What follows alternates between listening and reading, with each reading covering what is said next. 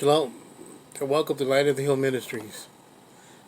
I'm Yochanan, and today we will be continuing on the Questions Yeshua Asked series. If you want to follow along, I will be posting this teaching on the first comment box. May we all walk as Yeshua walked. And now, on to the next question in the series.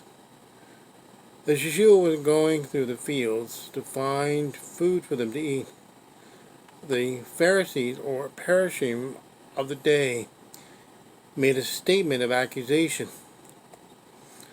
At the time, Yeshua went through the grain fields on the first Sabbath, and his taught ones were hungry and began to pluck heads of grain to eat. And when the Parashim saw it, they said to him, "Look, your taught ones are doing what is not right to do on the Sabbath." Matthew 12, 1 through 2. These Pharisees were accusing Yeshua of breaking the Sabbath. Is that a big deal? Yes. Because at Yeshua's immersion, the Father said, and a voice came out of the heavens, "You are my Son, the Beloved, in whom I delight." Mark 1:11. How could the Father be well pleased with the Son if he was breaking the commandments? To say that Yeshua is breaking the commandment or breaking the Sabbath law is a very serious accusation, as it says in Exodus 31, 14 through 15. "And you shall guard the Sabbath, for it is set apart to you. Everyone who profanes it shall certainly be put to death. For anyone who does work on it, that being shall be cut off from among his people. 6 days work is done, and on the seventh is a Sabbath of rest set apart to Yahweh. Everyone doing work on the Sabbath day shall certainly be put to death." If the accusation of the Pharisees was true, Yeshua and his disciples would have been put to death. But the Pharisees' view of the Sabbath law was much different from what the Bible taught. They had a tendency to add to the requirement of the Torah, and the Sabbath was no different. After the Jewish exiles returned from Babylon, they began a zealous effort to correct their previous Sabbath breaking. For the next 400 years, they amassed detailed regulation for Sabbath observance in order to set strict boundaries for Israel so that they might not break it again. The rabbinic halakha listed dozens and dozens of regulations for the Sabbath. One could take no more than 3,000 steps, carry no more weight than half of a dried fig, and not spit into the soft soil lest the spittle plow the ground. Dragging a stick on the ground was forbidden on the Sabbath as a form of plowing. Rubbing grain in one's hand was considered to be threshing, and blowing the chaff was winnowing, both forbidden on the Sabbath. The last one is what Yeshua and his disciples were accused of. But the Torah didn't forbid what they did. Exodus 20, verses 8 and 11. "Remember the Sabbath day to set it apart.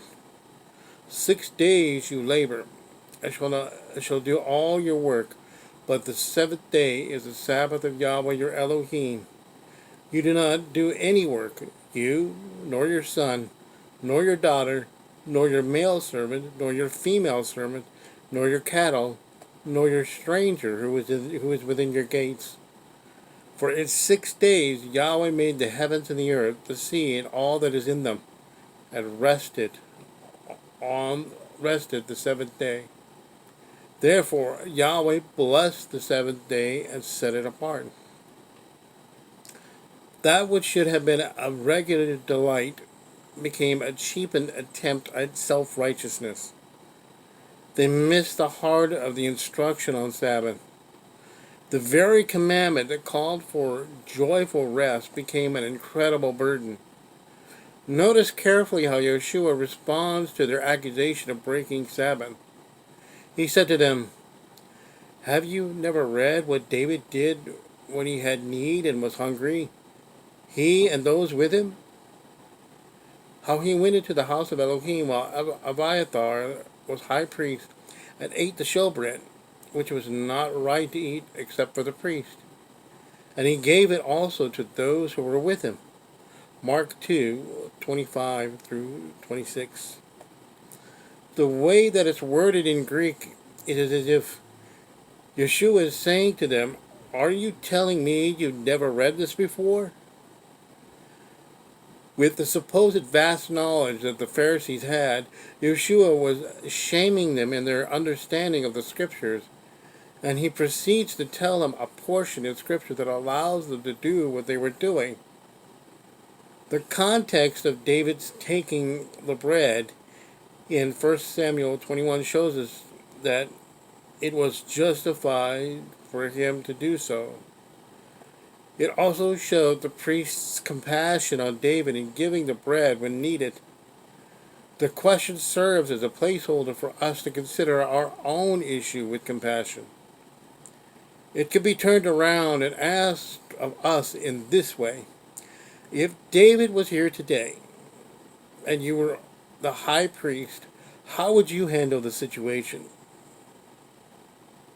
Would you give David and his men bread, knowing that this might even cost you your lives, as it eventually did when Sha'ul caught wind of what they had done and murdered the priests? This question just drives at the heart of the matter. How compassionate are you compared to the Son of Man, who is the master of the Sabbath? Or do we value our religious position more than the person in need? This is what the Pharisees did. They chose their religious position more than the need at hand.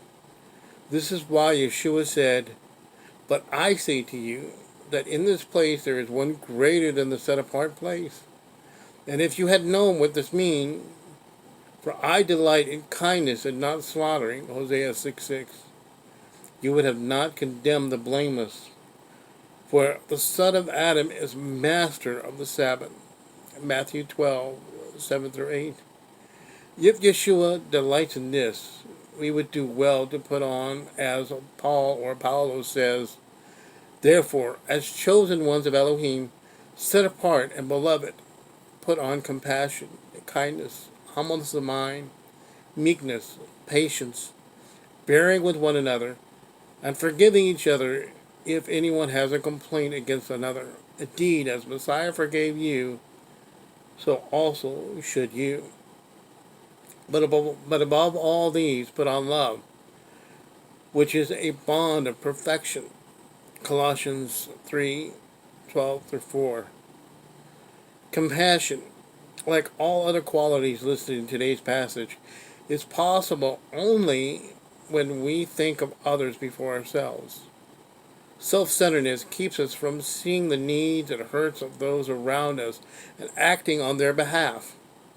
What we need is a renewed mind, just as we talked about in the previous question Yeshua asked. We are all born with a selfish, sinful nature, referred to as the old self. But when a person puts his trust in Yeshua, he receives a new self, centered in righteousness by Yahweh, as it says in Ephesians. "But you have not so learned Messiah, if indeed you have heard him and were taught by him, as truth is in Yeshua, that you put off with regard to your former way of life the old man, being corrupted according to the desires of the deceit, and to be renewed in the spirit of your mind, and that you put on the renewed man which is created according to Elohim, in righteousness and set-apartness of the truth. Therefore, having put off the false, speak the truth, each one with his neighbor, for we are members of one another." Ephesians 4, verses 20 through 25. The Pharisees had a corrupt mind. They were deceitful and in need of a renewed mind and a new way of looking at things and how Yahweh looks at them. Yahweh's compassion extends to those in need and does not put them down just because he has a higher position than they do. No, he meets them where they are at and gives compassion. Yahushua gave them an opportunity to put off the false and speak truth to one another. He gives us the same opportunity on a daily basis to see things in a compassionate way as he does.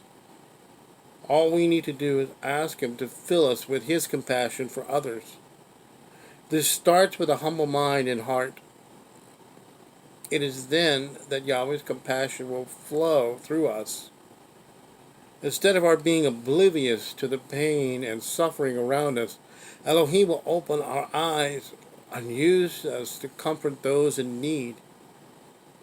May we not be like the Pharisees and look for fault in everything people do, and find the heart of the Messiah, which is compassion, and put that on.